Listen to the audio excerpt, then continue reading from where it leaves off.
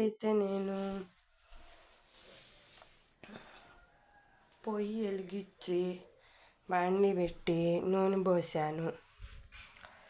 తర్వాత ఏమో చూడండి, ఇప్పుడేమో నేను తాలింపులు వేస్తున్నాను.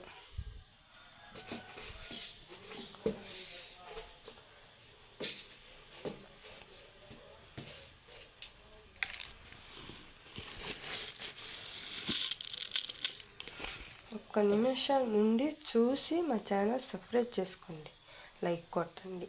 అట్లా మీరు చేసుకుంటే నాకు కూడా సబ్స్క్రైబర్స్ పెరుగుతారు, నాకు కూడా కొంచెం డబ్బులు వస్తాయి.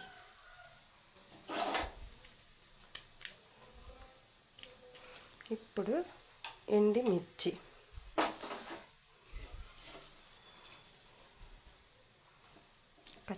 పచ్చాగా దంచుకున్న వెల్లుల్లి, ఇది ఇంకో వెల్లుల్లి. ఇప్పుడు కొంచెం కరివేపాకు,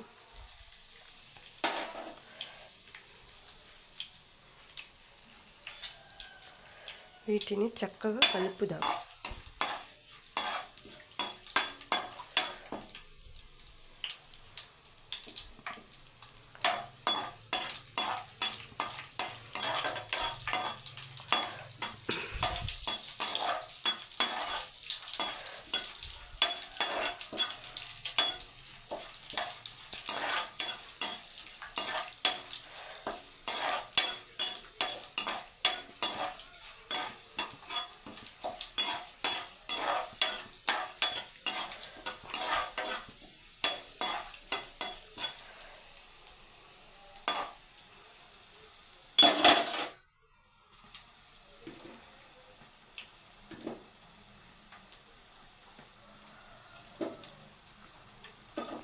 ఇప్పుడేమన్నా ఉల్లిపాయలు,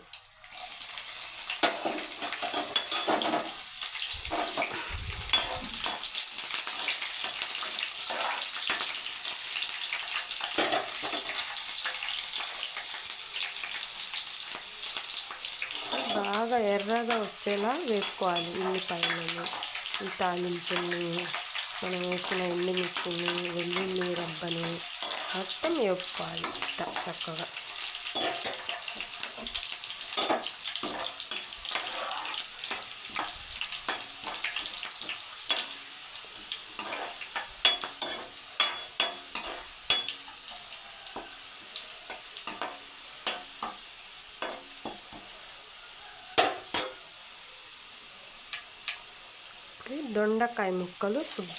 దొండకాయలు శుభ్రంగా కడిగేసి కోసిన ముక్కలు వేస్తున్నాను.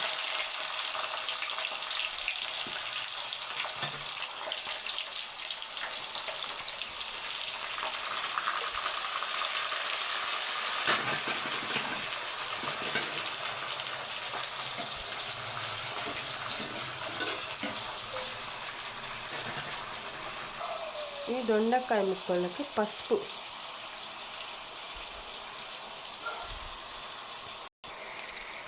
ఇప్పుడు సాల్ట్ వేసుకుందాం. స్పూన్ సాల్ట్ చూసి మళ్ళీ కొంచెం వేసుకోండి.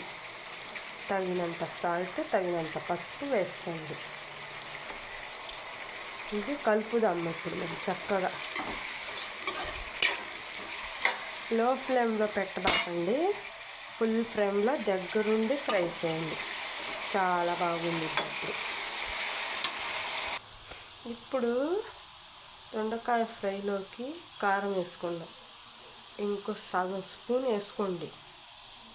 ఇంకో సగం స్పూన్ వేస్తున్నాను. చక్కగా కలుపుదాం.